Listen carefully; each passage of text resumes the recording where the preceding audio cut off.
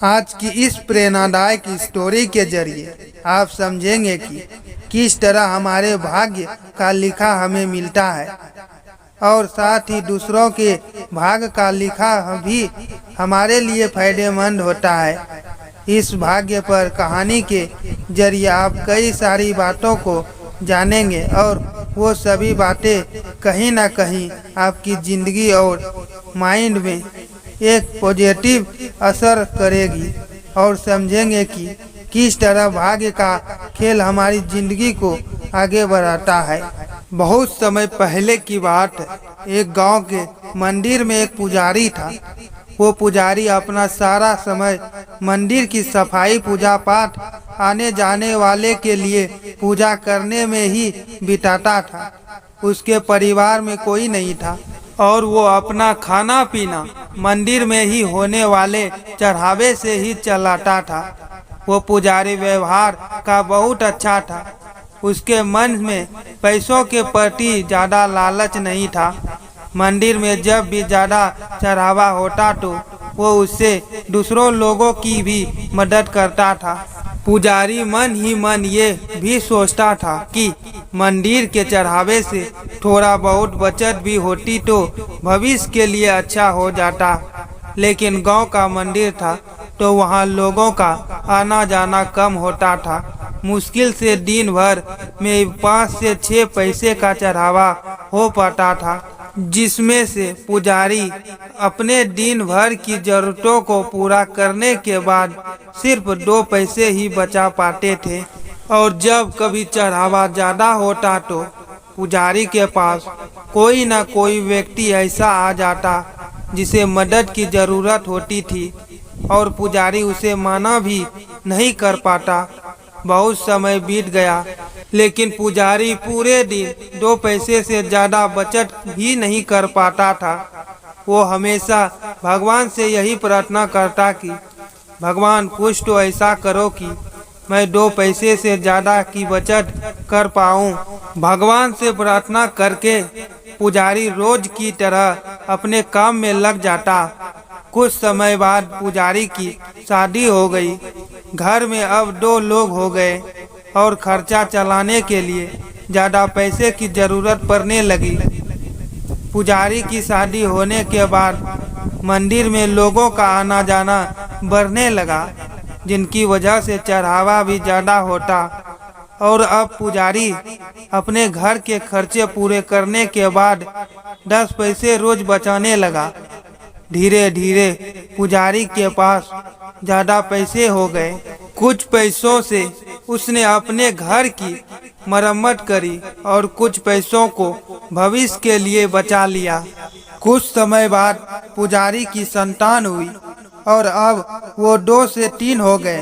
पुजारी की संतान होने के बाद अब पुजारी ने देखा कि वो अपनी दिन भर की ज़रूरतें पूरी करने के बाद 15 पैसे बचा लेता है। धीरे धीरे बच्चा बड़ा हुआ और स्कूल जाने लगा। अपनी बचत के पैसों से पुजारी अपने बच्चे की पढ़ाई का खर्चा चलाता था।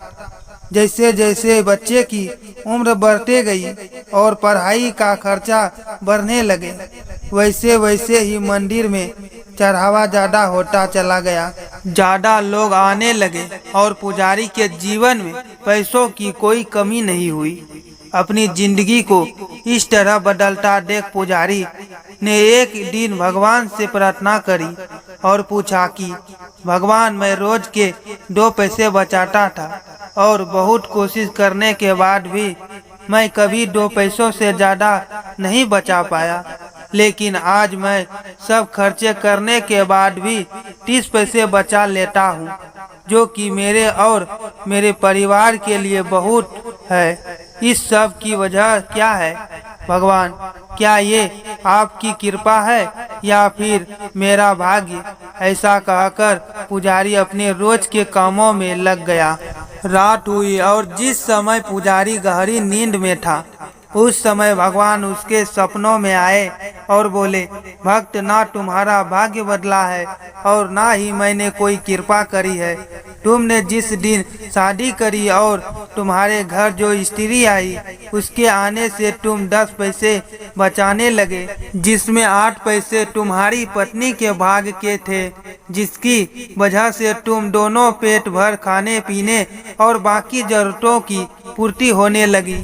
फिर तुम्हारी संतान हुई और उसके होने के बाद तुम 15 पैसे बचाने लगे, जिसमें से 5 पैसे तुम्हारी संतान के भाग के थे, और आज जो तुम 30 पैसे बचा रहे हो उसमें से 15 पैसे तुम्हारे बच्चे की पढ़ाई और उसके बेहतर भविष्य के भाग के हैं। भक्त, तुम आज भी अपने भाग के सिर्फ 2 ही पैसे बचा रहे हो और आगे भी 2 ही बचा पाओगे। दोस्तों, इस कहानी से आप कई बात समझे होंगे और साथ ही आप ये भी समझे होंगे कि किस तरह हमारे भाग में लिखा हमें मिलता है और साथ ही किस तरह दूसरों के भाग का लिखा भी हमारे द्वारा होते हुए दूसरों को मिलता है। आपने देखा होगा कि कई बार लोग पार्टनरशिप में किसी काम की शुरुआत करते हैं और धीरे धीरे वो काम बहुत चलने लगता है, और जब काम चलने लगता है, इनकम होने लगती है, वो लोग पार्टनरशिप तोड़कर खुद का काम शुरू कर लेते हैं और फिर वो जो काम शुरू करते हैं वो नहीं चलता और उन्हें नुकसान होने लगता है। इसका कारण भी भाग्य ही है। कई दफ़ा ऐसा होता है कि दूसरे के अच्छे भाग्य का वजह से हमारा भी अच्छा होने लगता है, लेकिन हम ये बात नहीं समझ पाते और ज़्यादातर लोग ऐसी बातों को मानते भी नहीं है जो सारी जिंदगी हमारे साथ चलता रहता है। अगर आप ऐसी बातों को नहीं मानते और भाग्य पर विश्वास नहीं करते तो इस कहानी को अच्छे से 2 या 3 बार सुने और अपने मन से सोचे कि क्या सच में ऐसा होता है। क्या आज तक आपके साथ ऐसा कुछ हुआ है जिसमें किसी और की वजह से आपको फायदा हुआ, या फिर आपके परिवार में किसी सदस्य के बढ़ने से आपके साथ कुछ बेहतर हुआ? इस सवालों के जवाब जब तक खुद को देंगे तो इस कहानी से मिलने वाली सीख को आप बेहतर तरीके से समझ पाएंगे।